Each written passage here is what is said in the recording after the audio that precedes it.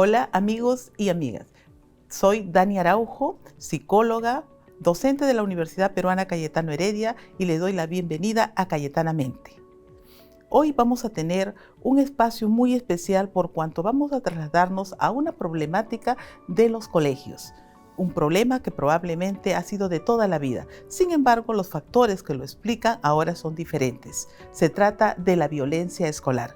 Y para ello tenemos una especialista invitada, la doctora Rita Caldas Domínguez, quien es terapeuta de familia y especialista en violencia, como también docente de nuestra casa de estudio. Bienvenida, doctora Rita Caldas. ¿Cómo está? Hola, buenas tardes, Dani. Es un gusto estar acá y hablar de este tema tan importante que nos convoca, creo que a todo el país, por todas las cosas que vamos mirando. Y creo que antes tendríamos que hablar del tema qué cosa es la violencia. Exactamente, ¿no? De pronto, si nos da una visión de cómo entender la violencia ahora en el contexto escolar. Para eso haríamos un marco. Primero, ¿qué cosa es la violencia? La violencia es cualquier acción con una intención de hacer daño o lastimar al otro. Y si eso lo pasamos en el plano escolar, ahí haríamos igual esta diferencia entre, por ejemplo, la violencia o el maltrato entre pares y la violencia escolar en toda su dimensión. Y igual que en la descripción o en la definición de violencia, sería igual, con una intención de dañar al otro, de lastimar al otro. Cuando hablamos de violencia, a veces entendemos generalmente que es la agresión o física o verbal, pero hay un poco más allá, ¿no? La violencia no solamente involucra esta agresión a estos niveles, ¿no? Así es, ¿no? La violencia hay diferentes tipos, ¿no? Y cada vez se complejiza más, y sobre todo ahora que tenemos las redes. Tenemos la violencia física, que es, bueno, a través de un empujón, un puñete, una patada, o cualquier forma de violencia que va a dañar físicamente a la persona. La violencia psicológica, a través de insultos, amenazas, humillaciones, marginación, discriminación.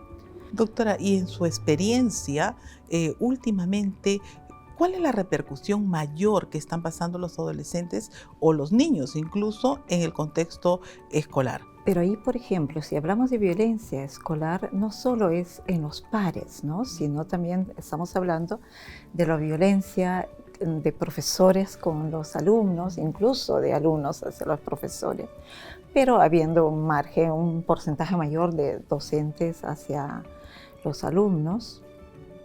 Entonces, todo el tema de la plana docente. Y el otro que sería entre los pares, ¿no? Llamado también como maltrato de pares o conocido como el bullying. Y claro, y si nos ubicamos en el contexto de los pares, ¿sí? ¿Podríamos nosotros identificar algunos factores que estarían siendo los responsables de que esto se refuerce, de que esto se dé cada vez con mayor incremento? Claro, ¿no? Hay diversos factores a nivel individual, familiar y social. Individual hay ciertas características de la persona, que puede ser cierta timidez, alguna limitación o una experiencia ya de violencia que traen desde casa, una autoestima baja, o alguna deficiencia incluso en el aprendizaje, o algún retraso o retardo. Que lo convertiría, digamos, en la víctima potencial. Sí, ¿no? Y el agresor, por otro lado, igual viene a veces con ciertas características igual, sin generalizar, pero tienen problemas, por ejemplo, los chicos que tienen problemas de atención, concentración, esta imposibilidad o limitación en controlar sus impulsos, igual con una experiencia de violencia, ¿no? generalmente vienen con una sensación de estar a la defensiva porque vienen de una experiencia de violencia. Y a nivel familiar, muchas veces familias o muy rígidas o muy permisivas, que no hay los límites.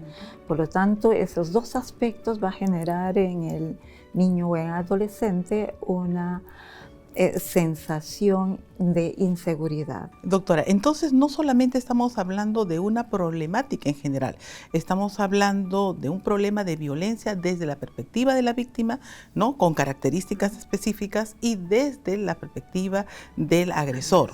Esto nos lleva a que la intervención tiene que ser diferenciada. ¿Es así? ¿Y cómo se haría esta intervención?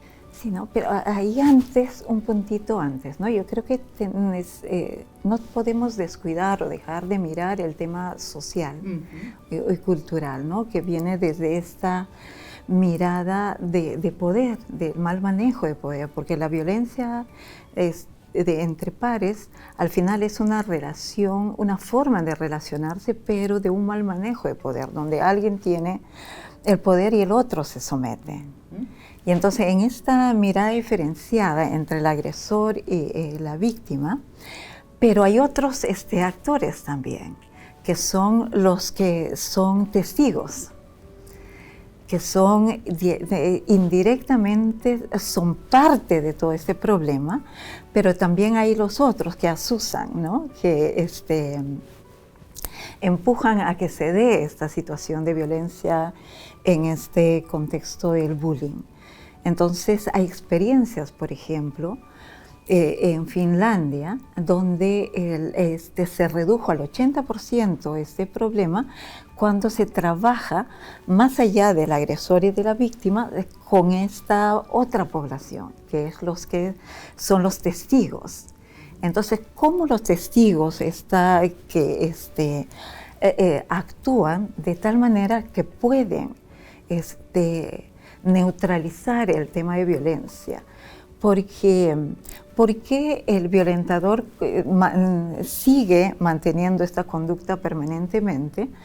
Porque se refuerza esta conducta de poder y los demás tienen miedo, otros lo asusan, entonces de alguna forma compensa esta mirada de sí mismo en casa, ser violentado, en el otro lado tiene el poder. Es todo un ciclo. Es todo un ciclo, ¿no? Entonces, ¿cómo trabajar? Yo creo que es trabajar desde cambiar políticas o formas de generar este espacio de interacción en el colegio, donde se fortalezca la empatía, la solidaridad, el compañerismo, y que no se resalte, ya sea para castigar o lo contrario en la persona violenta, sino que se resalte a aquellas conductas positivas, aquellas conductas empáticas, y se refuerce a toda esta población que es la testigo, ¿no? Entonces, de tal manera que ya este violentador ya o es integrado o esta conducta comienza a disminuir. Y lo otro, la víctima, igual, ¿no? A ser integrado, porque al final ambos son discriminados, uno por miedo y el otro por ser considerado el más débil o el que está fuera de. Entonces, ¿cómo trabajar desde toda la política, desde la educación? Entonces tendríamos que trabajar con los docentes para que tengan una mirada y de forma transversal en toda materia, trabajar el tema de solidaridad, trabajos en grupo, fortalecer los vínculos y estar muy atentos a cualquier indicio, porque lo más visible es la violencia física, pero hay la otra, que es de marginar, discriminar, que es tan silenciosa, pero que daña al final mucho más, ¿no? Y aún sigue siendo una claro, de ¿no? violencia. Por ejemplo, tengo pacientes donde tienen tanto temor de ir a colegio, tienen ataques de pánico, antes de ir vomitan, ruegan no ir, y cuando los padres le preguntan,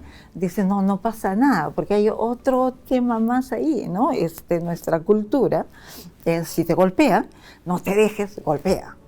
Si cuando no eres capaz y no dices, ay, pero me asusta, crees que el papá, mamá te van a rechazar, ¿no? Entonces, es todo un sistema en realidad. Doctora, entonces estamos viendo que hay muchos elementos involucrados aquí, ¿no?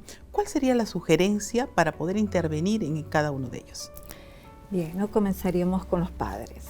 A los padres les recomendamos que estén atentos a cualquier cambio de conducta de sus hijas o hijos, ¿no? Y si están temerosos, no quieren ir al colegio, comienzan a tener pesadillas, de pronto las cosas que antes les emocionaba cuando iban al colegio ya no, tratan de faltar o de enfermarse, comienzan vómitos, dolores de estómago. Ojo, algo está pasando en el colegio, no es gratuito ese cambio. Y a los padres de hijos que saben que o ya recibieron quejas que son violentos, igual, escúchenles y miren qué está pasando, ¿no? ¿Cuál es el reclamo? ¿Por qué está siendo tan violento? ¿Qué cosa está pasando en la casa que genera este comportamiento tan poco empático en el colegio? Porque lo que va a lograr es que todo el mundo lo rechace. Entonces implica que este chico violento está actuando muy a la defensiva. Algo debe estar pasando, ¿no? Y a los docentes, atentos, no solo al que empuja, golpea, sino a aquellos que se aíslan, aquellos que están aislados.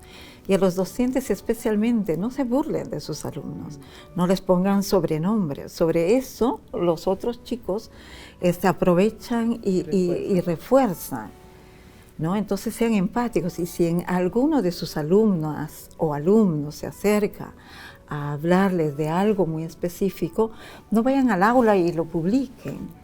Escuchen, porque es un grito de auxilio y es preferible mirarlo con mucho cuidado. ¿Y la víctima, el testigo? El testigo y a los testigos, ¿no? A este grupo de alumnos, no tengan miedo. Si hay algo que están viendo que no les agrada, ustedes son más. Digan, reclamen, digan lo que no les gusta. Y a los docentes y al director les diría de que tiene que haber un plan de trabajo como algo transversal, como una política institucional que promueva vínculos saludables, que haya espacios de arte, de participación, donde se les dé cabida a todos, no solo al que levanta la mano, sino a todos. Y cada uno, como docentes, saben cuáles son sus capacidades, cuáles de cada uno de ellos, porque cada uno son diferentes y necesitan ser respetados. Y bueno, creo que al Estado que se fortalezca mucho más las políticas a ese nivel, ¿no? Hay un piloto a nivel del Ministerio de Educación, y bueno, pero que se dé en todo de convivencia saludable escolar. La palabra, ¿no?